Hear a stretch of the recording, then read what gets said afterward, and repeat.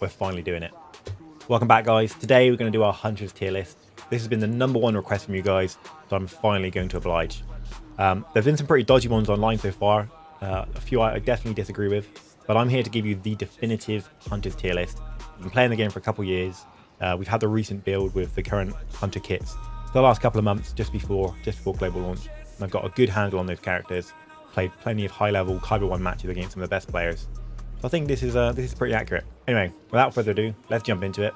Starting with the Marvex. Right now, she's a B tier, I think. She's kind of bland, I think, with the Mar at the moment. Nothing too bad about her, but nothing too great. She doesn't particularly excel or fall behind anything. Her damage output, pretty good. Again, not exceptional. Her ult is very hit or miss as well, which I think is what leaves her in a B ultimately. I feel like more oftentimes than not, I see people get killed in their Amara ult. It's a bit of a tough one. It needs some sort of buff, maybe like a shield or some additional health to give her a little bit of survivability. Because oftentimes people aren't getting the maximum value out of the character. Also, her passive, which is that sort of local scan, it used to be an ability, and it was very, very good. And now it leaves a little bit left to be desired. So, solid Bs here. Couldn't put her any higher. I'd feel pretty disingenuous. Moving on, our first tank, Char. Also a B tier, I think. Char takes like quite a lot of skill, I think, to get good value out of him, and a very, very good Char player could possibly sort of be creeping him into like an A. He'd be like a B plus, I think, here if there was an option there. His scattergun hits really hard, but that reload is very, very slow, and if you're missing shots, you're not getting maximum value out of him. His stuns, both fantastic, great for like disrupting the enemy team in objective modes, and his ult is very, very powerful. One of the best ults in the game, I think. But again, this is sort of like the broad scope of Hunters here, and to put him in A would mean I was kind of taking away from some of the other Hunters. So again, another solid B from Char. Great character. Now, my favourite character in the game, Reeve. S tier, no doubt. There is no doubt about it. Easily the best DPS character in the game. Her ult is incredibly powerful, can completely flip matches. Team wipes galore, fantastic. And it's her movability. She can just move around so much. The leap has such a crazy cooldown. Her saber throw, incredibly powerful, fantastic for destroying enemy support. And a good Reeve just changes games completely. No doubt in my mind, Reeve is an S. Moving on. Groz. Now, this is sort of like the main one I think I've been disagreeing with a lot of other rankings. People are putting Groz really high, and by no means is Groz like a D tier worst character in the game, not at all. But he's definitely not like an A. I'm not seeing anybody putting in S, but I'm seeing people put their Grozes in like an A tier, and I just cannot agree.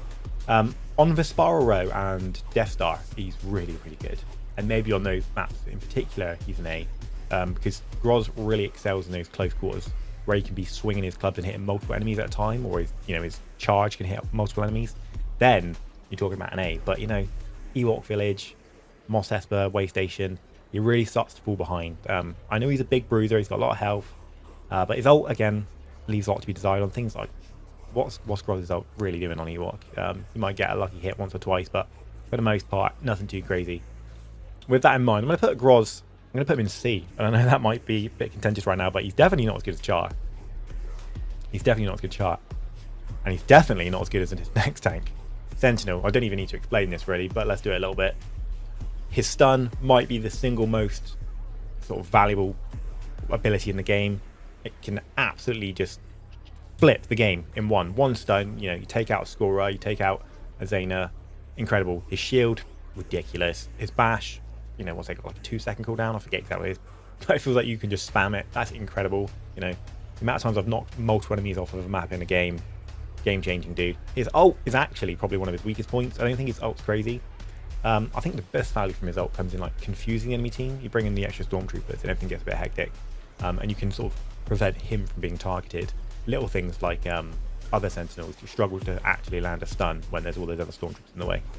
But yeah, absolutely crazy. Sentinel is by far and away not only probably one of the best tanks again, but probably one of the best DPS, to be honest with you. If we're being honest, he probably needs to be nerfed. I hope he doesn't, because he's so much fun.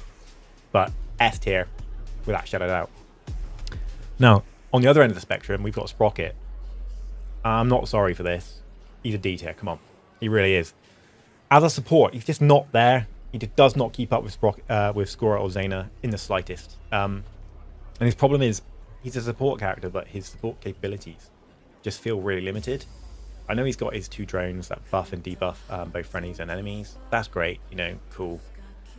But his actual healing power, which obviously is his deployable back to drone, it takes too long. It takes far too long. When it's out, it's great, but it isn't out that often, and it's easily destroyed.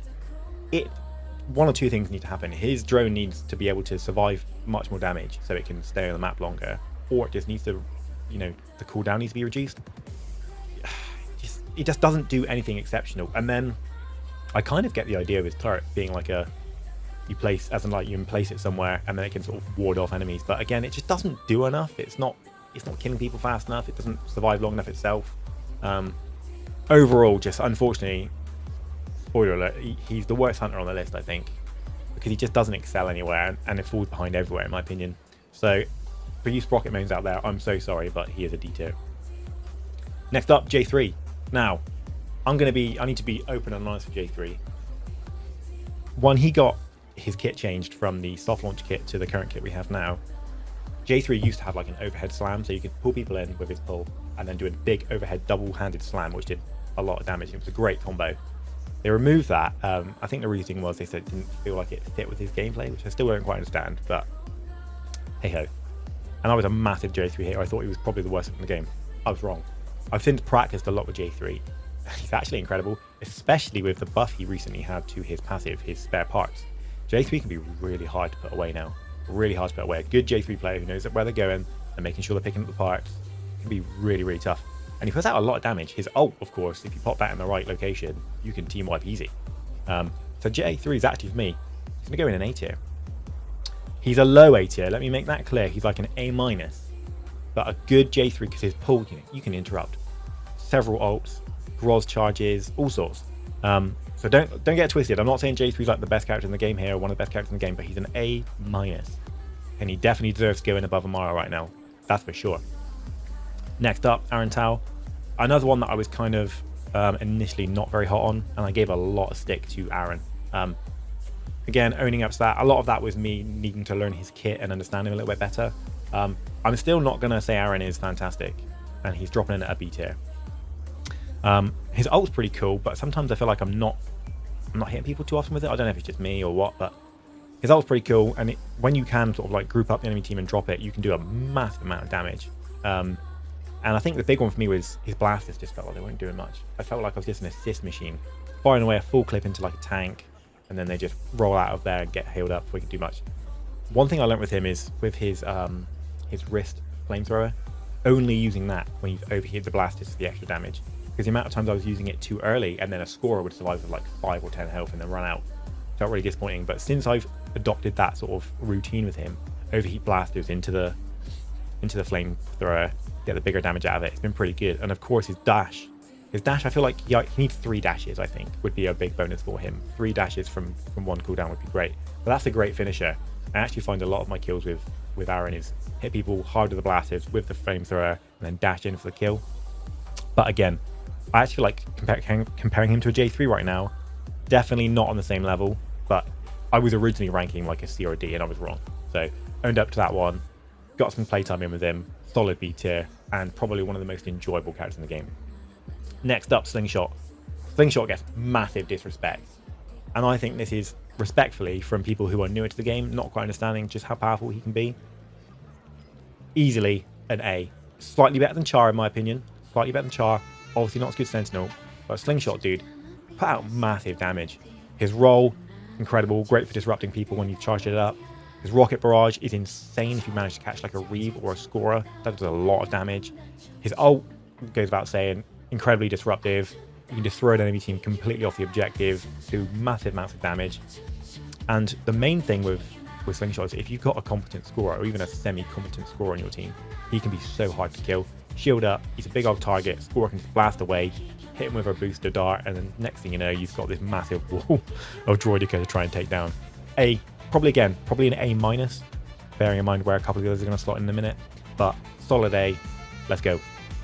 Scorer, I think you guys probably see this one come in, another S tier. Scorer is mainly up here because she can just constantly put out healing, which is what the other two cannot do. She has obviously she can run out of ammo on her clip and have to reload, but it's a pretty quick reload, and then she's got her dart also. But like Zena, who we'll get to a bit later, obviously has her cooldown on her back to bomb, whereas Score is just bang, bang, bang, bang, bang. And oftentimes you'll catch the reload moving between points and stuff, so you're never really caught off guard too much. Her boost dart, you know, again, I've said you put that on like a Slingshot or a Sentinel, or even a Groz, and the next thing you know, you've got this massive like bruiser to try and deal with. And then obviously with her final thing, her ult, again, up there with Breathe, probably one of the best in the game. You know, you can be fighting over a point, you drop a Score ult, and it's yours. The best counter to a Score ult is another Score ult, and you see it all the time. Somebody will drop a Score ult, and then the other scorer drops one in. But in those games where it's only you a scorer, oftentimes you're going to win because it's just so powerful, and she's so quick, she can be so hard to kill. As long as the scorer is very aware and keep herself away from Diagos and Reeves, absolutely fantastic. S tier, without a shadow of a doubt. Next up, Diago. Diago's a weird one for me because I'm not a good Diago. I play on controller, and Diago's quite hard to play on controller. There's something a bit funky with the auto aim with him and how he operates. But I'm not going to let that take away from my ranking of him here, and I'm not going to underrank him as a result of that. Diago's an A for sure. And he's not an A- like these two. He's a solid A. A good Diago can be nuts. There are some of the players out there who play, I don't know if they play touch with autofire or what, but they're hitting every single shot, nailing those headshots, because you know, you headshot a scorer, gone. See you later. Same with Reeves. It's too powerful, man. And his ult, Diago with a vantage point, pops his ult, nails every hit, and before you know it, there's another team wipe. Incredibly powerful. And if you don't team wipe with Diago, you're going to scare people off. I do it all the time. I hear a Diago ult, and it's just, you know, run for cover, man, because it's just not worth it. Easily an A. His scan's great. Amara used to basically have the same ability, and she definitely misses it. His scan's fantastic for that awareness. His mind's great, keep himself defended, disorientate the opponent. And of course his grapple pretty good as well, because you think you've got a Diago, and next thing you know, grapple's out of there. Tough luck. Now, moving on. Utuni's a tricky one, right? And I feel like Utuni, I'm bouncing between A and B. I really am bouncing between A and B. If I'm going to put him in, or them, should I say, I'm going to put them in B. But this is like a strong B+. A bit like almost A. I just feel like, if I'm being honest, I can't put everybody in A. But Utuni has got some of the most crazy damage output you could possibly think of. But the reason I'm putting him in B is because Utuni lost an ability where in the soft launch, if you switched weapons with Utuni, they got speed boost. So you could really be moving around the map very fast. Switch out, zoom off, you know, get yourself into a better position. Utuni's got a lot of versatility as well. The grenade's great. Both of the guns, the caster and the blaster, are both fantastic. The ult is incredibly powerful. And of course, the little like sort of Call of Duty 4 martyrdom grenade they drop behind them is awesome as well. I just think not quite as crazy as Diago in terms of DPS. And honestly, I know I'm probably going to get some people not agree with this, but a good J3 is a really good J3 versus a really good Utuni. I think you're going to see the more out of the J3, I honestly do. There are a couple maps where Utuni really excels, you know, Death Star and Vespara Row, again, a bit like Groz does, because of the sort of the close-knit nature of things. But ultimately, I think a solid B, like really teetering on A. Last but not least, Zena. Now, again, I've seen some people sort of like severely underrank Zena, and I need a bit of what you're smoking, because Zena is an A. She's not as good as scorer. That's just a fact. Overall, not as good. But there are some scenarios where Zena can be so hard to put down, much harder to kill than a scorer. The roll, you know, frequently rolling as well, getting her sort of cooldown back on a blaster, she can pest you with some serious damage.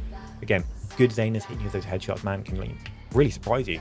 I've had a couple of games of Zena, you know, where I'm just never missing a shot, hitting those headshots. And before you know it, you're actually top fragging as Zena. It can be pretty insane. But her big one, like I say, rolling around, constantly dropping those back bombs, just being aware, you know, on a point is the main one. You're trying to take a point from an enemy team, and there's a Zena rolling around, dropping a back bomb, and you just cannot kill anyone. It's insane. And then her ult, almost as valuable as scorers. I don't think quite as valuable as scorers. Obviously, it gives a massive health boost, but scorers in the fact that it's doing both damage to the enemy team and health to you puts it slightly above, I think. But Zena, easily an A. Easily an A. She's another one who lost an ability going into the current sort of kits of the game. She used to have a grenade. just threw a thermal detonator out. It took like a couple of seconds and it exploded, and you used to be able to make it sticky. Used to be fantastic. I really miss that for her because it gave her some pretty good offensive capabilities, which I do miss. But again, if you're pretty sort of savvy with Zena, you make sure you're hitting those headshots, using your roll to keep the cooldowns low, you can put out some serious damage. Anyway, that's the definitive list. As you can see, it's actually quite top heavy, and I think that actually speaks volumes to the game because the game's fairly well balanced in my opinion.